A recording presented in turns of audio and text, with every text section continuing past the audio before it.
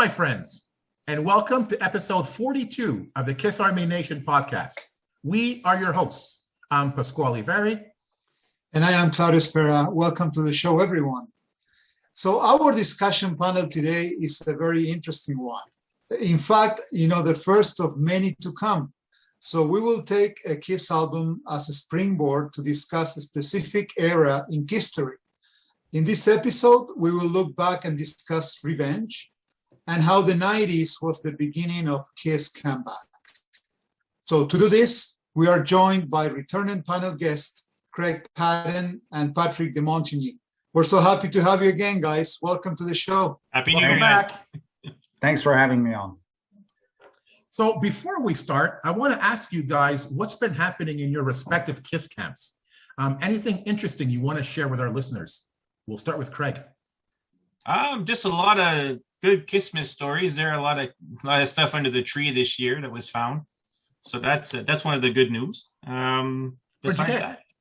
What's that? What did you get? A Kiss coloring book. I got a Kiss ornament for the TV. For the tree. Sorry. I got a Kiss trivia book and a couple of T-shirts. It's always good when you have a good Kissmas. Yeah. Pat, how about you? Pretty quiet, aside from enjoying my Super Edition box set, The Destroyer, which I think is amazing. It's, in my opinion, it's everything everybody wanted. So it's really cool. So I'm enjoying that. Yeah. Claudio? Yeah, same here. So I spend a lot of time, listening to the deluxe, box set of Destroyer. Spend a lot of time also listening to Ancient Door, music from Builder, amazing. And as Greg said, a lot of Christmas gifts, a couple of puzzles, T-shirts. I got a couple of albums that I didn't have from before. So yeah, it's fun, nice times, relaxing. How about you, Pas? I keep referring back to the our collector's fatigue edition of the Kiss Army Nation podcast, and I remember saying, yes, I remember saying on the show that I will not ever go on a Kiss auction because it's like giving alcohol to an alcoholic. Okay. Well, my name is Pasquale Veri, and I'm a Kissaholic because I started going on the auctions, and I'm telling you, it's addictive. It's addictive. And I went to my first one. It was the Mike Brunn auction experience. And I got the Funko Destroyer set. And the promo Destroyer mat for the record player and the promo poster. And on another auction, San the Man, I got the Dubai vinyl. Nice. So cool. That was pretty cool. And on Amazon, I found the German edition of the Destroyer album. So I got that as well. So like Craig, cool. A really good Christmas. Awesome. Lovely. Okay, so ready to go, guys? Absolutely. Yes, sir. Okay, so let's begin our discussion by providing a bit of a background. I think with Lick It Up and Animalize, I think that they successfully reestablished Kiss as one of the top bands in the hard rock or heavy metal kingdom at that time. So now we're fast forwarding in time to the late 80s. So here we find Kiss trying to set up the winning strike, with the release of albums like Asylum and Crazy Nights. Question is, do you think that Kiss was able to maintain the lead with those two albums, or they became more followers than leaders? Craig, what do you think? Yeah, listen, I think that they became followers. I think that whatever was trendy at the time, they employed it. I think also their costumes and that they look more like the girls they were dating rather than Kiss itself. That's a good one. But they were trying to follow bands like Rat and Cinderella, where the guys look better than the girls in some of the videos. Mm-hmm. I definitely think they were trying to find a niche in their market about where they stand at the point, because Kiss at that time, I think, was a dying breed, and they tried to find a new rejuvenance And going pop, I don't think was the way to do it. And later albums, and we'll talk later on in the podcast, proved that, you know, it wasn't the right way. Mind you, there was a lot of good music during that time too, but more poppy stuff. I kind of lost interest in those kind of years. Still followed, but not as much. But I think that, you know, it could have been a better time maybe, but that was the trend at the time.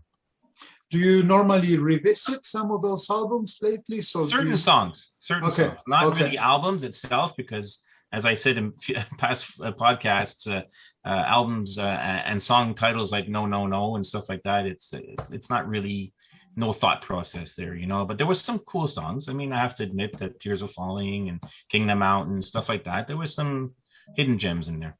Okay. Pat, what do you think?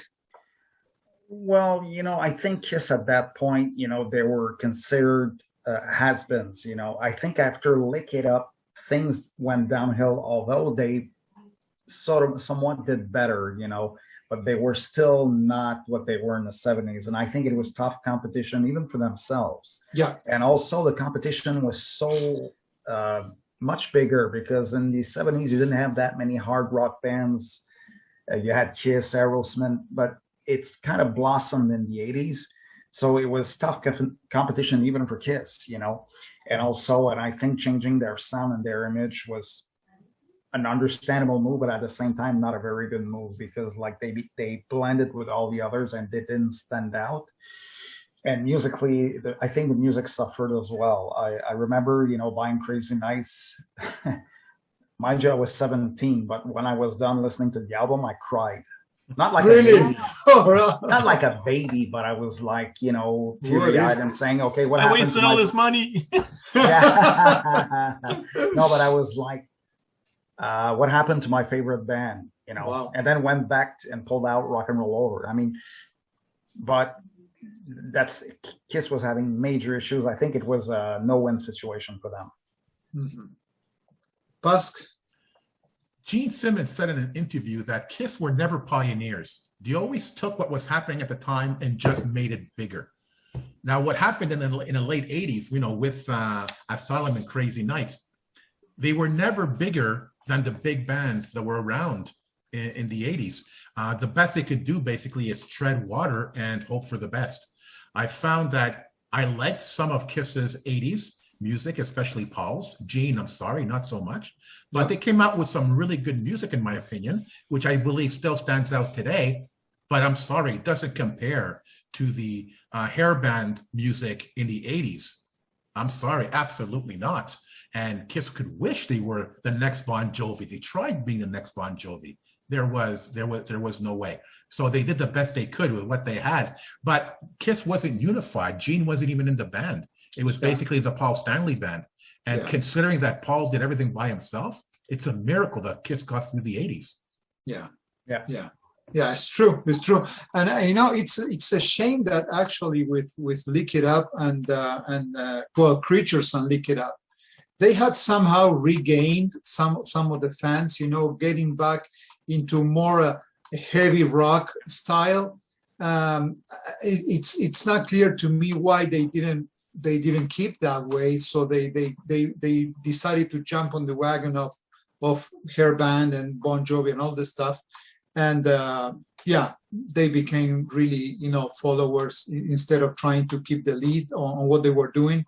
But I think that the main reason why there's such a big gap is, I think, with Creatures and Lick It Up, after coming from, you know, Dynasty and Mask and The Elder, they just wanted to be bombastic and they just wanted to go back to rock and roll, but it was not the right time.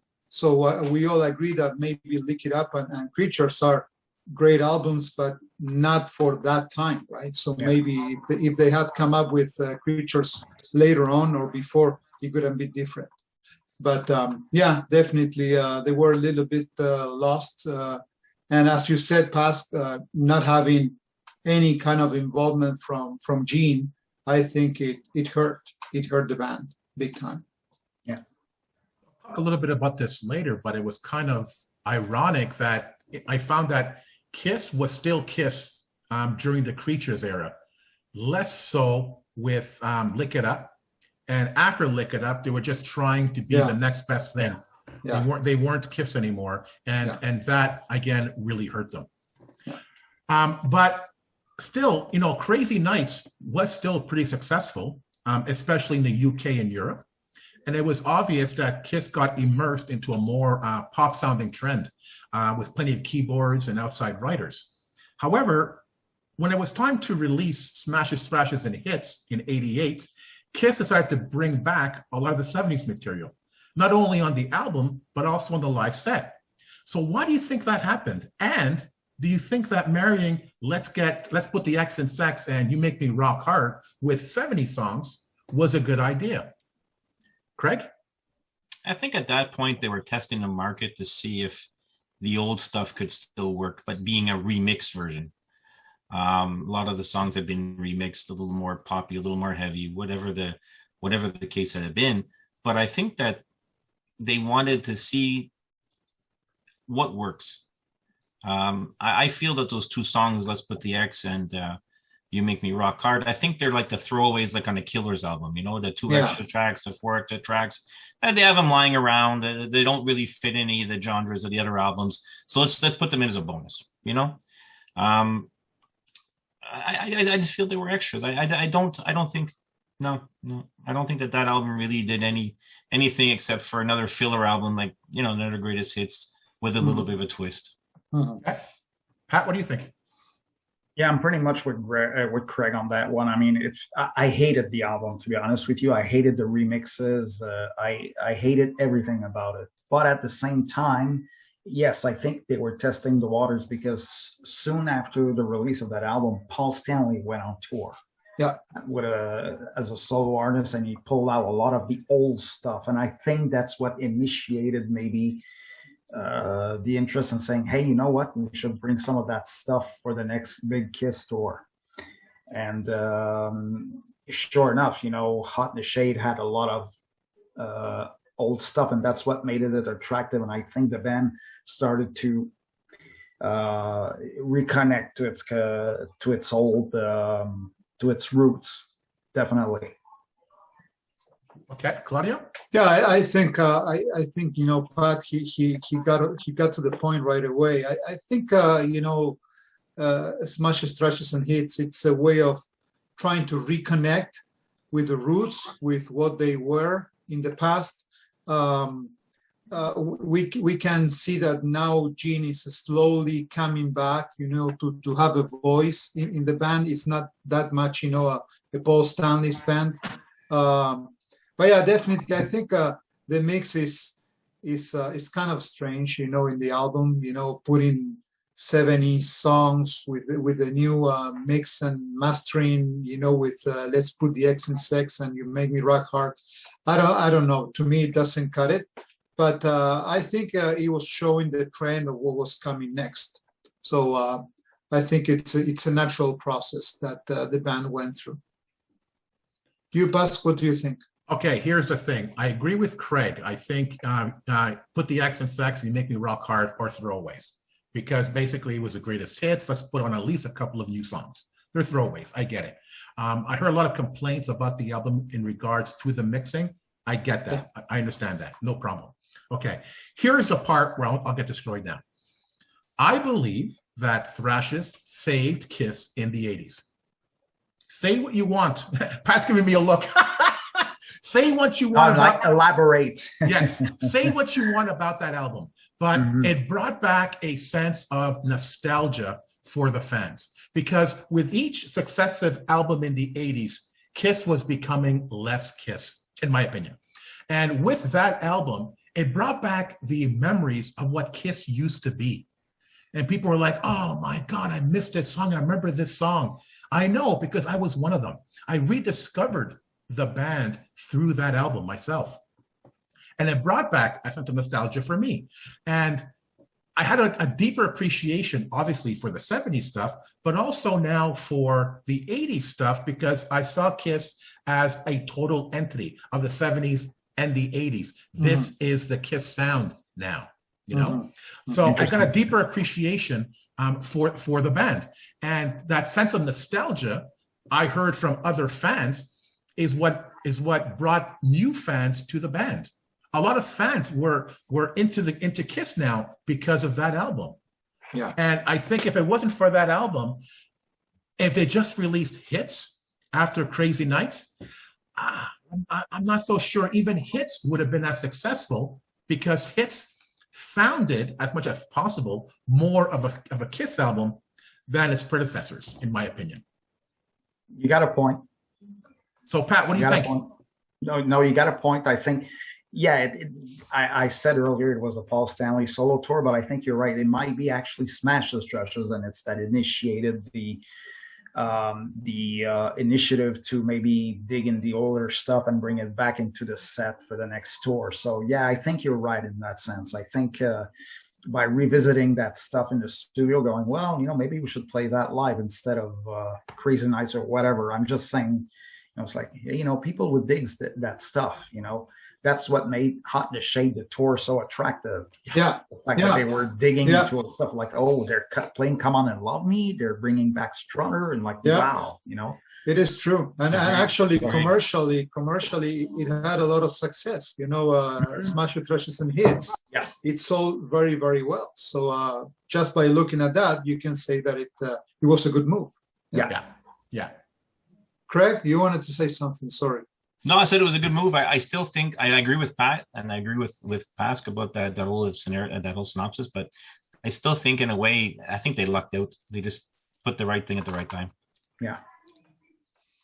It's interesting because we followed the path, and now after releasing some of the most, let's say, pop sounding recordings in its career, so Kiss got back to the studio in 1989 to do a Hot in the Shade. Okay, and I think that Hot in the Shade was a real attempt to return to a much more hard rocking, direct sound. So how could you say that Hot in the Shade fits in with what was going on at the time with hard rock and heavy metal? So did it do a good job setting the stage for Revenge? Craig, what do you think? Yeah, I think so. I think that it set the stage at that time for Kiss to make a different direction musically, visually. I think also that it changed, and it was very much overdue from that 80s synthesizer keyboard stuff. Yeah. I definitely I think that it was a good move. It was a good direction. Pat, what's your opinion? Yeah, I think so too, because quick story, I remember buying the Hot in the Shade album at Sam the Record Man, and I was that very night going to a Jethro Tull show. So I was eager for the show to end so I could go back home and listen to the album. I remember at the end of the album going, okay, I thought it was a bit long, but at the same time I was like, okay, there's some filler tracks on there, but I was like, I had the feeling they tried to recreate Rock and Roll Over. Although I felt they missed the mark, I was like, okay, I know what they're trying to do. And I was like, okay, this is the first step in the right direction. Although I couldn't say, okay, the next album's going to be heavier, but I had a sense that, okay, they're trying to get back to something.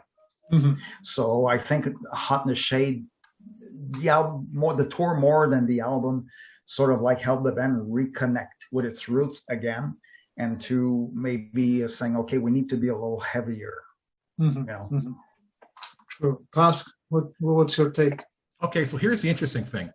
I think Kiss in the 80s, they were going through their lean years because it wasn't Kiss per se.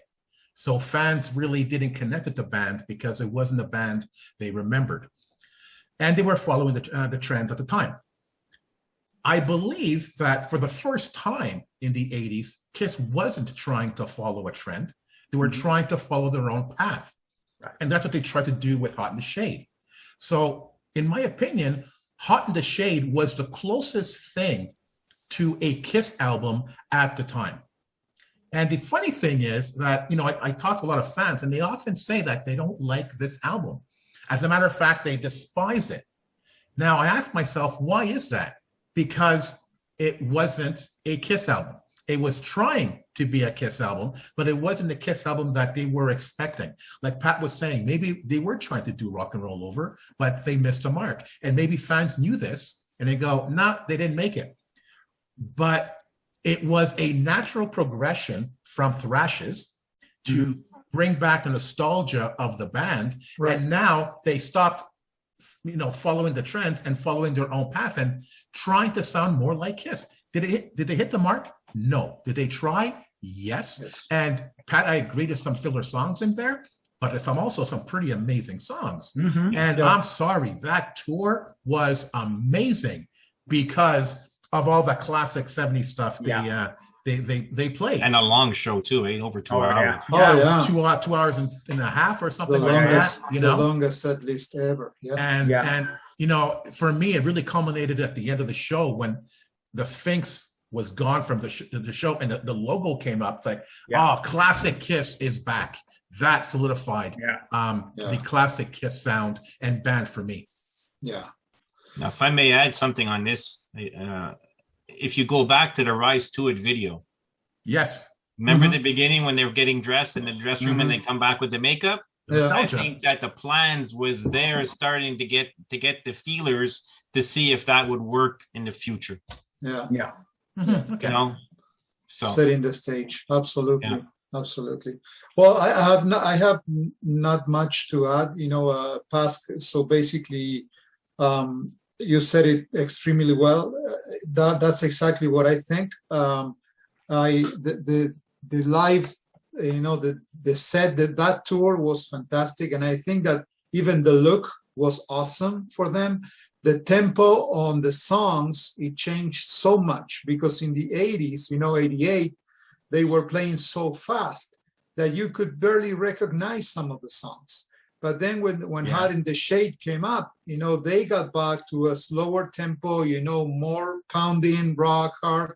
So I think it was setting the right stage for Revenge.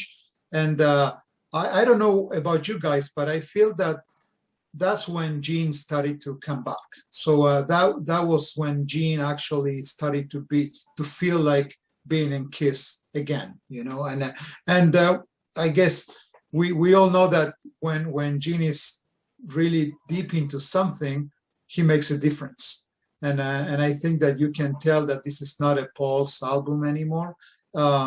It's true, it's long, some fillers, but there's some really, really good stuff in there. So definitely, we're getting ready for Revenge. Yeah. On to you, Busk. So I sort of touched on this in the previous question about hits. And you have to admit, despite the ups and downs of the non-makeup era, you have to give Gene and Paul props for keeping the band relevant. Mm-hmm. But do you think that their efforts in the 80s compares even slightly to the classic albums of the 70s? I'm not so sure about Asylum or Crazy Nights, but what about hits? They tried to recreate that 70s sound, that 70s Kiss. Were they successful? And if not, what do you think was missing? Craig? I don't think they compared to the 80s. The 70s for sure. I think that the mystique had disappeared. We knew what they looked like without makeup. We knew what they were going for. The whole mystique with the makeup was gone, right? So it was basically, okay, we got to rely on the music because we don't have the same stage show anymore. I do think that it was stale, but I think it's much better than it was in the 80s. That's for sure. Mm-hmm. I feel at the time they were just another glam band, and that a glam band with history, basically, and trying to find a niche, like you said. But definitely, I think was the mystique and the whole, that I tried to. It's hard to explain, to put a word on it, but it was that whole mystery part of it. Didn't know what they looked like, and that whole mystique part of it for me, I think that was not there. Yeah. Okay, Pat. Yeah, I'm with Craig on this one again. The 70s was something so big, so especially for all of us who were there, obviously, even though we were young, there was no way they would be able to recreate that in the 80s. And again, it's like when you read in Kisstory, I don't know if you guys recall this, but during the Asylum Crazy Nights era, Gene and Paul say, how much everybody from their system had left. Ace and Peter, obviously, but also Bill O'Coin, Neil Bogart, and everybody. So they were like on their own. Okay, it's like, okay, now what? Yeah. And I think they were trying their very best. I know that all of that was well intentioned, but I think they didn't really know what to do. What's the next version of Kiss? What can we do to be like a comfortable version? Because you saw like Van Halen with Sammy Hagar, they had found their identity with a new singer. Black Sabbath with Dio, although that didn't last, but it was like, okay, well, how about Kiss? They couldn't find really their place up until Hot in the Shade, like we said, and then it became more comfortable, you know. Okay, Claudia, what do you think? Well, I think that out of those albums on the 80s, you know, I think we all agree that Hot in the Shade is setting the stage, you know, to a more Kiss sounding and even the mystique. But we have to remember that Kiss lost half of the original lineup, and with that, there were many fans who actually left the band. Okay, so basically, Kiss they needed to regain, you know, ground with other fans, and you know, the question is, it's good. So what's missing? Why Kiss couldn't achieve what they were doing in the 70s?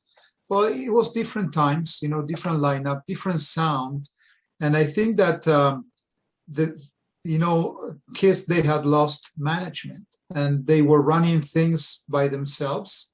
And I think they were try and error, you know, many times. So there was no supervision, there was no thinking behind. It was basically going with the flow instead of doing, you know, really thought moves. You know, that's my opinion. Pass? Two things. One, I feel that Paul and Gene have a nasty habit of always comparing what they're doing now to the past. And they should knock that stuff off because they just cannot. It's about moving forward, not looking back. And I think they were trying to do the same thing with hits. They were looking back and trying to regain the sound of the 70s. And they just couldn't. Just, you know, focus on making the best Kiss album that you can and work with that. Now, my second point. You ever go to a Kiss concert and there's a couple of songs that just don't fit in the set list? It just doesn't make sense that it's in there. Mm-hmm. Yeah. What I found interesting about hits, and this just came to me like now, when you watch the concert or listen to the show, the songs from hits really fit or are good companions to the 70s stuff. Yeah. It all flows really well. Yeah. And I think that's why the concert was so successful, because it felt like a classic Kiss concert, because their classic stuff, obviously, it's not an amazing live, and their hits, music from the hits, so it fit with the 70s music. So the concert was more coherent and felt more like a classic show. So did they hit their mark? No. But was there something missing? Of course. Of course, you can't possibly recreate that kind of past. You just can't. Don't even bother trying. But I think it worked in the sense that just by listening to the show and how close the songs are to each other, not in terms of how it flows, they did hit the mark. They came pretty close to the Kiss sound of the 80s. Mm-hmm. Yeah, that's a strong point. Yeah, you're right. It's so now we're leading to what happened with Revenge. So after the dawn of the 90s, okay, there was clearly a new wave of rock metal about to turn the tides, as evidenced by bands like Faith No More, Pantera, Alice in Chains, Nirvana, Soundgarden, Sepultura, and more. So with that kind of a landscape there, so do you believe that Paul and Gene must have sensed the need of a more real sound and approach, both musically and visually? Do you think that has the mission been accomplished with the release of Revenge? Craig? Yeah, I think it was more of a grunge sound. It was more like, you know, songs from from Carnival of Souls and songs from Revenge. It gave them a different, more heavy rockers, although following the trend again, but finding their own sound within that genre. I think that they definitely had better songwriting. They had definitely better focus. But I still think that they were following, but they followed it as Kiss, as not as another entity. Okay. Pat? I think with the fact that coming off the Hot in the Shade tour, I think they knew exactly where they wanted to go next. And with the fact that, as Craig said, the music got darker in a way, like they were like, okay, this probably suits us more, you know. And I think by doing that, Gene became more focused. They even brought back Vinny to help write some of the stuff. So I think, and it shows. And yeah, I think they wanted to be darker and everything and go, I think we've found like a better version of Kiss without makeup, you know. Even Bruce found he sort of like blossomed that period, you know. And with the addition of Eric Singer, I think New Blood, although under very unfortunate circumstances, I think the band was like, okay, we're back, you know, here it is, and make no bones about it. We're a heavy band, and here it is, you know. And the album showed, I think, you know. True. Tusk? Okay, I'm going to limit how I'm going to answer this question because in a sense, I'm going to steal my own thunder for my next question, which leads from this one. But the question reads, do you believe that Paul and Gene must have sensed the need of a more real sound and approach? My answer is no. From their past history and from their pattern, I don't think they had a clue, because they need that outside source to help them understand the times and what they need to do. And that's why I don't want to say too much right now, because it's Bob Ezrin that changed everything for the band with Revenge. It wasn't Paul and Gene had an epiphany, this is what we need to do. I think Bob came back in like Destroyer to save the day, to change the direction of the band. And I think that's where things changed for them. It wasn't because they realized, it's because, in my opinion, because of Bob Ezrin. But more on that later. Okay. Yeah, well, I'm with you, and we're gonna go to the next question, because I think it's gonna answer all of the the comments that we were making. But yeah, I think the musical landscape helped them to kind of feel more comfortable with the music that they were planning to do, which basically, with the addition of some external factors, as we're gonna discuss next, that helped Kiss, to come up with a really, really strong album. But yeah, I think I don't think that Kiss were trying to do any kind of grunge music, but there's no doubt that it was closer to what Gene might wanted to do at that time, and even Bruce and Eric Carr, strong pounding rock and roll and hard rock. So. But yeah, so let's go to the next one, which is the key of the episode. So on to you, Pask. Yeah, pretty much, because there are several internal and external factors that would significantly determine the direction of the Revenge album. So in your opinion, what are some of those factors? Craig? Well, I think one was definitely Bob Ezrin, like you mentioned. I feel that this guy being a totalitarian, what's it called? Dictator. I couldn't say that totalitarian. That's it. Approach seems to put Kiss in the right direction. Okay, there was that one faux pas with the Elder, but at the time it seemed to be the place, and I think drugs and alcohol on his part made him go a little crazy. But I think that Bob Ezrin was back, and it was actually on a guided course. I think also with Vinny as the songwriter coming back, we all know that he's a great songwriter, but the most self-destructive man I've ever met, that puts his foot in his mouth every chance he gets. We're also Eric's death. Unfortunately, he did pass. I really loved his drumming. I think he brought a harder and heavier sound to the band. Would he fit in the Revenge era? I think definitely so.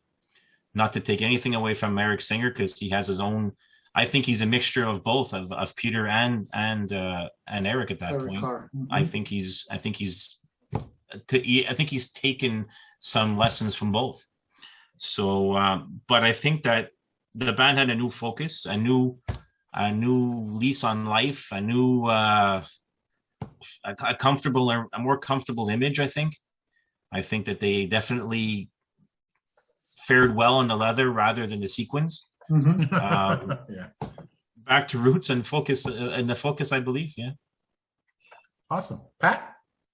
Yeah, I think, like I said, having come off the Hot in the Shade tour, they probably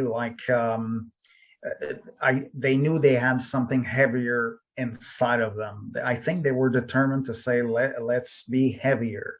Let's be, I think it's the same kind of pattern as from the early 80s. They had released Unmasked and The Elder, and then they came back with Creatures saying, oh no, what were we doing? We're a heavy band, or hard rock, whatever. So I think it was the same pattern again in 1991, going, hey, let's do something a little, that has more teeth, and I think, that all led to Revenge, and also all the stuff that Craig said, like Eric Carr's death, Bob Ezrin being there. I think it was like, okay, let's start from scratch and, go for the throat. Okay, Claudio? Well, I'm with Pat and Craig, but I don't want to repeat myself. It's to me, Revenge. It's a home run.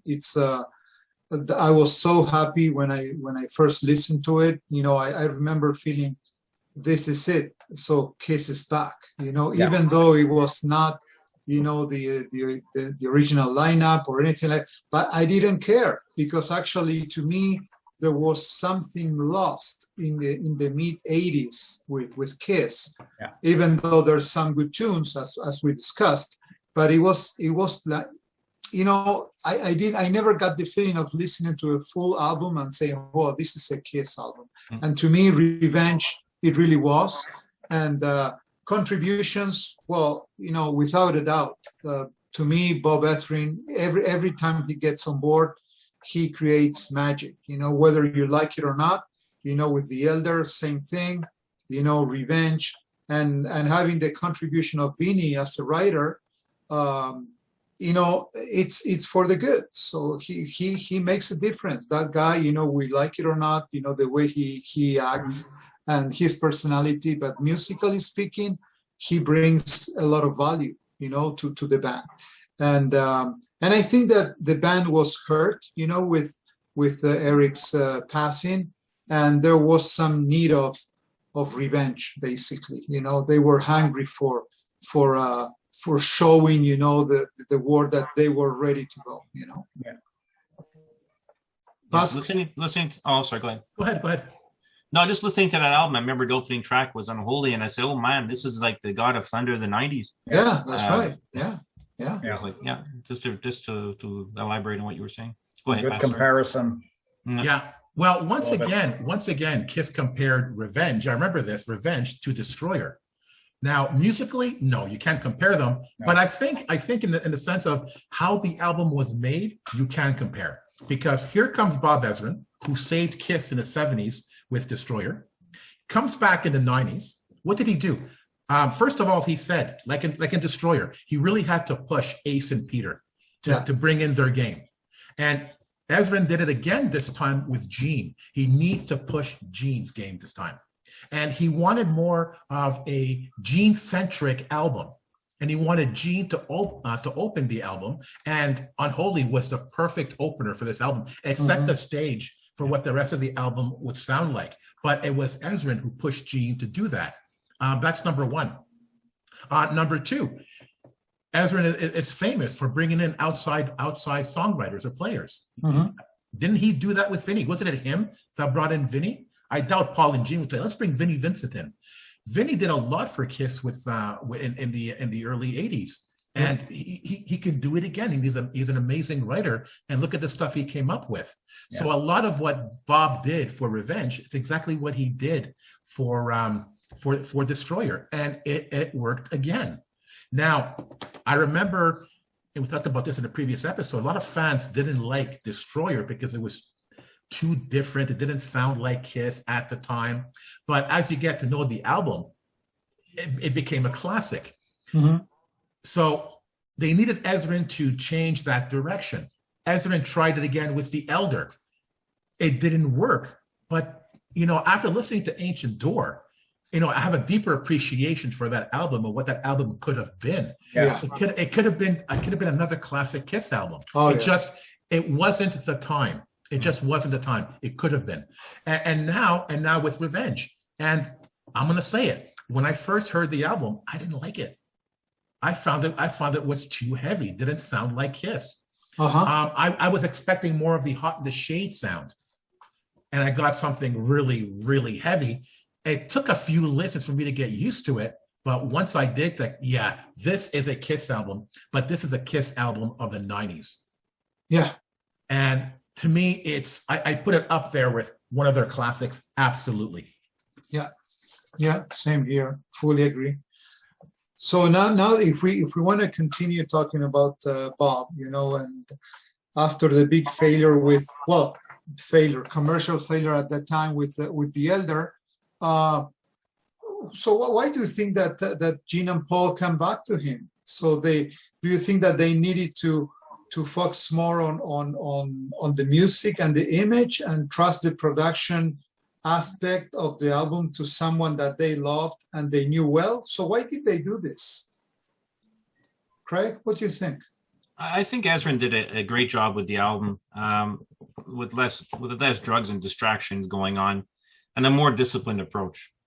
I think also that it was well said from Gene and Paul that they had to protect the brand, during that time. So the production part was Ezrin. Protecting the brand image and the brand itself was Gene and Paul's area, I think, and protect the Kiss way of life, right? It's not just a band, like we know, it's a community, right? So they were looking for that magic seed to replant. Mm-hmm. If I could Well put said. it in some kind of analogy there. Nice. Well said. Love it. Okay, that's it for me. Well, I think also they came to the conclusion that in order to produce maybe a more cohesive and better sounding album, they definitely needed someone from the outside. And, it could have been Eddie Kramer or Bob Ezrin. I think Bob Ezrin, for some reason, all the planets lined up and he was on track. Gene and Paul were on track. So I think, it was, how can I say, like the perfect marriage for that time. But I think also Eddie Kramer could have been a good choice too. Yeah. Not Ron Nevison. Nothing against Ron Nevison, but I think he would have brought a commercial Kiss again, which was I don't think what the people wanted. So, but I think they had a clear focus, and probably like you guys said, Ezrin was there to say, "Hey, this is what needs to be done." And I think he even pushed Bruce a little bit. I remember Bruce saying something along the lines of, Ezrin made me feel I didn't even know how to tune my guitar, let alone play. Yeah. So I think with that kind of discipline, I think he brought out the best out of Bruce, because I was listening to Revenge, as a matter of fact, this afternoon to get myself into today's topic, and I was like, Bruce played in a way he didn't play on previous records. Absolutely. So no, I think it was a perfect marriage. Kiss and Bob Ezrin for that, yes. Tusk, what do you think? Sometimes when I have a particular issue with somebody, for example, I may have my opinions, I may have my point of view, but sometimes I need to step back and listen to somebody else's point of view. So how do you think I should handle this? What should I do? What am I doing wrong? Because I need to step outside of myself to get a different perspective, to maybe see that, I never saw it that way, but I needed that perspective to think along those terms. Mm-hmm. And I think Paul and Gene had the same idea, that for the longest time in the 80s, it was the Paul Stanley show. Gene wasn't even in the picture. And I think especially Paul needed to take a step back and let somebody else take the reins and give us a direction to go in. It wasn't going to be Gene, for sure. And it was important for someone like Bob Ezrin to come in because he has a history of redirecting the band on the right path again. I think Paul and Gene knew that. So yes, I believe that Ezrin was definitely instrumental in guiding the band in the right direction. Absolutely, he was instrumental to where the band was at the time. And just jumping forward for a second, I heard that Bob was supposed to do Psycho Circus as well. Mm-hmm. It would have been a whole different ball game. Oh yeah, Ezrin did Psycho Circus. It would have changed so much. Oh, yeah. Post 96 and 98 for sure. If Bob it was there for that. It's unfortunate that he wasn't, but yeah, definitely Bob was instrumental here. And just to compliment on that, as you guys were talking, I was thinking not only Psycho Circus, and I hope not to be blasted by everybody here, but I think that if Bob Ezrin would have done Sonic Boom and Monster, they would have been so different. Because nothing against Paul as a producer, but it's obvious that Bob, he has something that spark, that gives Kiss a different sound, and it makes them play much better. They push the boundaries, and but again, I guess you guys you said it all. For Revenge, it was meant to be, and I think his fans are really, really happy that Revenge happened with Bob Ezrin on the board, because he was fantastic. Now, I think Craig touched on this earlier in terms of the look that the band had in the Revenge era. Kiss took on a more heavy metal look, and like Craig said, a far cry from the Asylum era.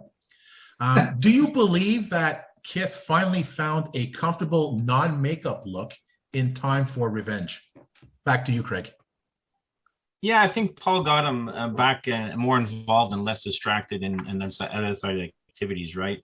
For Gene's part, I think Gene was lost in those days, demon to dressing up like girls. He once said that he looked better than the girls that he dated, right? So I think also that definitely, if you look at them, the way that Unholy video is, where he's like clenching his fists and rolling his eyes back, that's back to the demon, right? It's not running around in sequins and more makeup than my mother wears. But I definitely think they definitely got back into a bit more visually and more comfortable attire for sure. Okay, Pat? Yeah, I'm pretty much with Craig on that one. Also, in a sense that it was more natural for the guys. I'm pretty sure they felt like, I don't know how they felt during the Asylum time, but I'm sure they didn't feel good wearing that. They didn't. But whereas Revenge looked more natural, and even all of the guys like Bruce and Paul, yeah, again, I cannot stress enough how much Bruce blossomed during that time. You can see in the video on Holy, he's into it. And wow,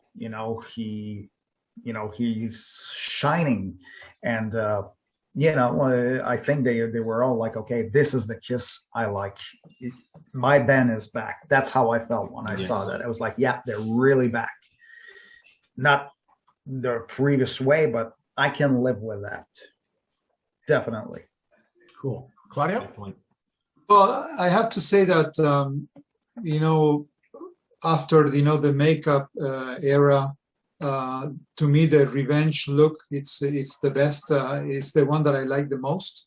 Even having a drummer with blonde hair that Kiss never had before, but there's something to me magic in the look, in the attire, and they really looked hungry and not very happy with what was going on. So I really felt connected. And every time I watch, some of the shows on that tour, to me, it's fantastic. It's that to me, it's one of my favorites, looks for the band, definitely. Pas, what do you think? You know, I love going vinyl shopping and finding that 80s vinyl from an 80s band that I never heard of. And I catch it every time. I look at the cover, I look at the band, I go, my God, that is a typical 80s band. I play the songs on Spotify, it's like, wow, total 80s music, and I buy it. Kiss has always been a visual band. And when you look at what they look like in the 80s, it's like, wow, what is this? And you're going to equate that with the music, just like you equated Kiss of the 70s with the music. Part of the reason Kiss was so popular, or their music was so popular in the 70s, was because of the look. Let's be honest. Mm-hmm. And I think that's what also hurt Kiss in the 80s, is because of their look. But now, when you look at Kiss and their look in Revenge, you have an idea of what this album is going to sound like. Yeah. And it's like, wow, the sound of and the music of that album sounds and feels like the look they're trying to portray. Yeah. And the look and the sound, it worked. It came together. That is another reason why I think Revenge worked so well. Good. Excellent, man. Lovely. Nicely said. So now, speaking of the album's title, Revenge. So I find it's really interesting. So who do you think exactly Kiss were plotting revenge against? Why revenge? Why of the name? Were they plotting revenge against themselves, against the industry, against, the past? It was a newborn band. Why revenge? What do you think? Craig? I thought long and hard on this question, and I came up with this. I think it was to quiet the critics as well as their former bandmates, to say that, hey, you know what? We're not selling out to the times, and we've created a new look, and it works. Okay. Without you. Okay. Unfortunately, except for Eric, that, yeah, it doesn't matter. He's gone, unfortunately. But I think that they had to make that statement, to say that this is the new Kiss, the new Forward, the new way of us performing. Definitely. Okay. Good stuff. Pat? I think it goes to what you were saying about revenge against themselves, because Gene kept saying, oh, during the 80s, I wasn't on the Kiss planet. And, he said, like, oh boy, it's good to be home now. So I think it was like revenge against themselves, saying, okay, we were lost for a bit, but now we're back, and this is who we are, and we make no bones about it. Good stuff. Tusk? I think it was revenge against the naysayers, because a lot of people thought that Kiss was no longer relevant in the 80s, that it was no longer Kiss. And with Revenge, it was a Kiss album. So their revenge was, hey, look at us, we're Kiss, we are back, and we're in another decade now, in a new decade, and we're still around and producing amazing music that sounds like Kiss. So the heck with all of you. It was, to me, the naysayers. Okay. How about you? Well, I think, I'm with you there. I think it was against, the music establishment, and more to say, I think they were a bit, angry with the 80s, even though they were trying to surf the wave. I don't think that they ever felt that Kiss was a glam or hair band. To me, it's more a revenge against that too, big time. Yeah, it was almost like, New Year's Day. We make New Year's resolutions. We're going to start fresh. Yeah, we're going to that's start right. new. With the beginning of a new decade, it's like, we're going to start new and we're going to kick butt here. And this is the album to do it. Absolutely. So it's interesting that, in a sense, every question could have been an episode in itself. It could have, it could have been a marathon episode. It could have lasted all night doing this. Right. But it has to end eventually. Revenge is really an important album for the band, and also an important album for the fans. But to wrap up, I want to ask all of you, is Revenge on your top 5 list of best Kiss albums? And is there a particular song that really stands out for you? Craig? Yeah, definitely. I think it ranks at number 4 or 5 for me. I like the early stuff the most, but definitely it ranks up there number 5 for me. That opening track of Unholy, it was just like, not unholy, like holy crap, like they're back, that. And I think Paralyzed is one of the ones that I think is not maybe mentioned as much, but that's a really, really good tune, I think. Yeah, I agree. Okay, Pat, what about you? Top 5, maybe not, but solid, maybe in the top 10 for sure. Unholy, yes, and also even Paul's Take It Off is one of my favorites. I love Spit. I love Thou Shalt Not. The ballad, Every Time I Look at You, I Can Do Without. I Just Wanna is the commercial song, but it's a good one. So no, I think not much filler on there. I think it's a pretty solid album. Very solid. So I was very happy. Let's just say it's a number 6. There you go. Claudia? Yeah, definitely. To me, it's in my top 5 list, no doubt about it. And we also have to remember that, we had the car jam, as kind of a celebration to Eric's life. And to me, there's no fillers in this album. And if I have to pick one, I will go with Heart of Chrome. That's a killer song. That's a killer song to me. What about you, Pask? Oh, definitely one of my top 5s. Absolutely. I can't tell you which order because it changes all the time, like for many Kiss fans, but definitely one of my top 5s. And for me, it was nice to see Gene back in the game. Yeah. So, Unholy, Thou Shalt Not, Domino. Yeah. Wow. Love those songs. Gene was back.